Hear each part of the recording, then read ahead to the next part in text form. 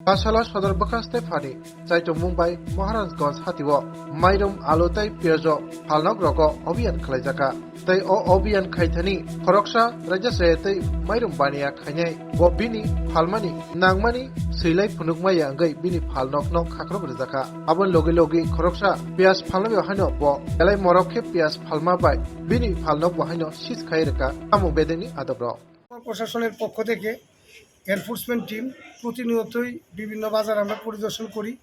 তারই অঙ্গ হিসাবে আজকে সদর মহাশাসকের নির্দেশে আমরা রাজগঞ্জ বাজার যে আমরা অভিযানে নামি।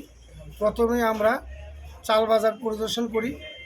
আমরা অনেকগুলি চাল পরিদর্শন করেছি, তার মেমুর সাথে চালের বর্তমান মূল্য যাচাই করেলাম। এক সপ্তাহ চালের যা দাম ছিল তার থেকে আজকে কুইন্টাল প্রতি 50 টাকা কমছে এবং এটা চাল বাজার ব্যবসায়ী সমিতিরই সেটা ভাষ্য।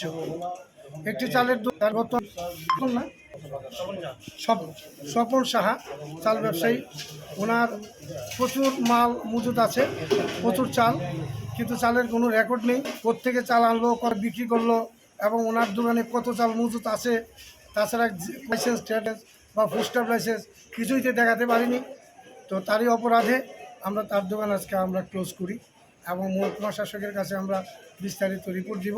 মহকুমা শাসক ওনাকে দেবে, আইন মোতাবেক যা করা করবে। পরবর্তীকালে আমরা আলু পেঁয়াজের দোকান আমরা পরিদর্শন করলে আমরা একটা দোকান দেখলাম যে তারা কাস্টমার থেকে 45 টাকা 50 টাকা চায়, সেটা খুবই অপরাধ। তারই ইয়েতে ওনাকে আমরা জেরা করলাম, জেরা করে ওনার যে বাটকারার যে কাগজটা সেইটা আমরা সিজ করলাম। কেননা যদি ওইটা সিজ না করি তাহলে উনি আমাদের অফিসে যোগাযোগ করবে না, আর যেহেতু এটা খোলা শেডের মধ্যে সেটা বদ্ধ করারও কোনো উপায় নেই, তার জন্য আমি বাটকারার কাগজটা সিজ করলাম। পেঁয়াজ ব্যবসায়ীর সাথে কথা হয়েছে, তারা বলছে 35 থেকে 40 মধ্যে তারা পেঁয়াজটা রাখবে এবং তারা এইভাবে বিক্রি করছে। তো আরও আমরা বিভিন্ন বাজার ঘুরে দেখছি, দেখা যাক কী হয়।